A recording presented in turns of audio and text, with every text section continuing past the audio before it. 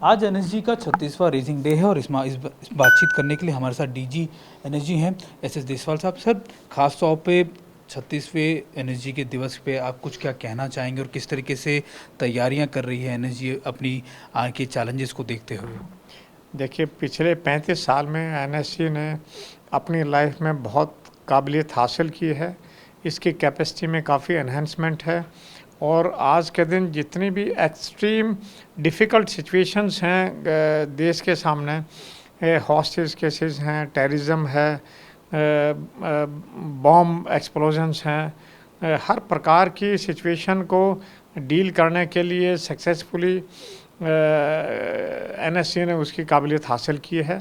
Weapons के बारे में, ट्रेनिंग के बारे में पूरी की पूरी कैपेसिटी एनहेंसमेंट है और पूरे के पूरे देश की पुलिस फोर्सेस को, सिक्योरिटी फोर्सेस को ट्रेनिंग देने के लिए स्पेशली कमांडो कोर्सेस में, वेपनरी में, बॉम्ब्स एंड एक्सप्लोजिव्स में, K9 में, इनमें सब में काफ़ी बड़ी तादाद में हम स्टेट पुलिस फोर्सेस की भी ट्रेनिंग कंडक्ट करते हैं ताकि सिर्फ एनएसजी की जो कैपेबिलिटी और कैपेसिटी है उसको सारे के सारे स्टेटों में ट्रांसफ़र किया जाए और देश की पूरी कैपेसिटी इन सिचुएशंस को हैंडल करने में बढ़े।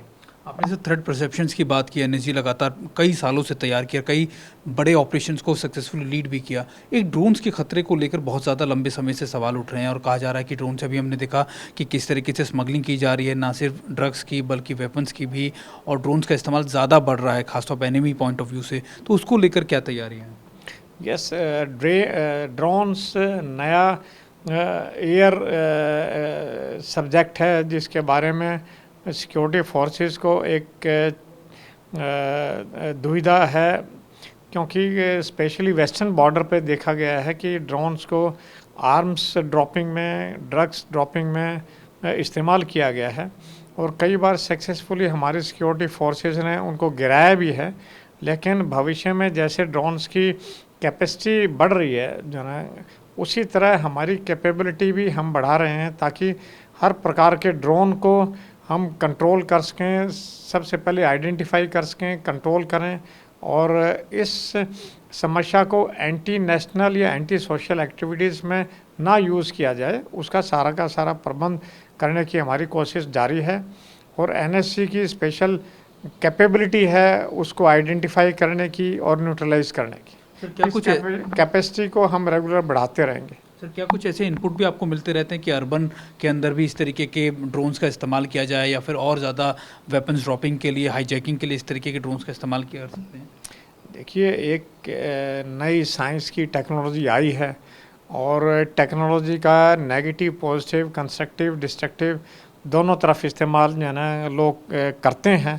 तो जैसे ये एयर वेसल आया है, इसके बारे में कानून भी बनाए गए हैं, रूल्स रेगुलेशंस बनाए गए हैं, तो सारे के सारे सिक्योरिटी फोर्सेस और गवर्नमेंट का पूरा इस पर ध्यान है कि हम कैसे ड्रोन के मेनेस को, स्पेशली एंटी नेशनल या एंटी सोशल एक्टिविटीज़ में इसका इस्तेमाल ना हो, उस हर एक्टिविटी को कंट्रोल करने के लिए कैपेसिटी एनहांसमेंट की पूरी हमारी कोशिश है और काफ़ी हद तक हम इस समस्या को कंट्रोल कर पाए हैं और अपनी कैपेबिलिटी को हम बढ़ाते रहेंगे। सर, अगला मेरा सवाल था आपसे कश्मीर को लेकर। कश्मीर में हम देख रहे हैं इन्फिल्ट्रेशन की बढ़ाने की कोशिश की जा रही है, सर्दियों में आतंकवाद, एनएसजी वहाँ पे लगातार मौजूद है। क्या कुछ चैलेंजेस एनएसजी को वहाँ दिखते हैं? क्या कुछ नए इनपुट भी इनपुट एनएसजी को भी मिल रहे हैं वहाँ पर? नहीं, देखिए, जहाँ तक इंटेलिजेंस है, इंटेलिजेंस हम सिस्टर जो इंटेलिजेंस एजेंसीज़ हैं उनसे इंफॉर्मेशन आती है हमारे पास और कैपेबिलिटी हमारे डे टू डे जो बॉर्डर पे क्रॉसिंग्स हैं, इन्फिल्ट्रेशन हैं, उस पे अलग से बॉर्डर सिक्योरिटी फोर्स है, इंडियन आर्मी है, आईबी पे और एलसी पे। तो एनएसजी सिर्फ एक स्पेशल ऑपरेशंस, कोई वारदात होती है, होस्टेज टाइप है, टेररिस्ट एक्टिविटी है, उसके लिए हमेशा अलर्ट है, तैयार है। क्या कुछ आपको इनपुट मिल रहा है कि हाईजैकिंग वाली सिचुएशंस अगर कश्मीर में? नहीं, अभी हाईजैकिंग के हम नहीं कह सकते कोई इनपुट है, लेकिन किसी भी सिचुएशन में हम रेडीनेस पोजीशन में हैं।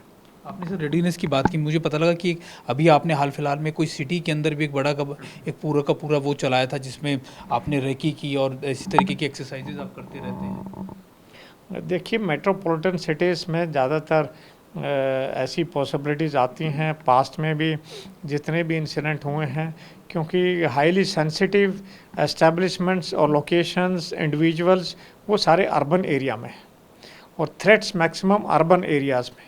अर्बन सिटीज़ हमारे बड़े थिकली पॉपुलेटेड हैं, तो इन सारे के सारे थ्रेट्स को थ्रेट असेसमेंट हम करते रहते हैं और उस थ्रेट असेसमेंट के अनुसार ही फ्यूचर के लिए जो एक्शन प्लान है वो बनाते हैं। तो सर्वे हम जितने भी हमारे हब्स हैं उनकी टेरिटोरियल जुरिस्डिक्शन में सारे के सारे सर्वे करते रहते हैं, असेसमेंट करते रहते हैं एंड उसी की वजह से हमारी रेडीनेस है। आखिरी सवाल मेरा आपसे, तो क्या कुछ कहना चाहेंगे देश को आज एक मैसेज के तौर पे 36वें रेजिंग डे के एनएसजी के मौके पर? देखिए, एनएसजी एक प्रीमियर फोर्स उभर के आई है और भविष्य में भी जितने भी हमारी कैपेबिलिटी एनहेंसमेंट है वो भविष्य के युग के अनुसार हम अपनी काबिलियत बढ़ाते रहेंगे और फ्यूचर में भी अगर किसी प्रकार की कोई दिक्कत या कोई ऐसी सिचुएशन आएगी तो एनएसजी हमेशा उसको प्रॉपरली हैंडल करने की अपनी काबिलियत में खरी उतरेगी। चलिए, हमारे साथ डीजी साहब थे एनएसजी के, साफ साफ पे बता रहे थे कि क्या कुछ थ्रेट परसेप्शन और क्या कुछ तैयारियां हैं एनएसजी की। कैमरा पर्सन राजीव रंजन के साथ सुमित चौधरी, TV9 भारतवर्ष। परवाह देश की, सोमवार से शुक्रवार रात 10 बजे TV9 भारतवर्ष पर।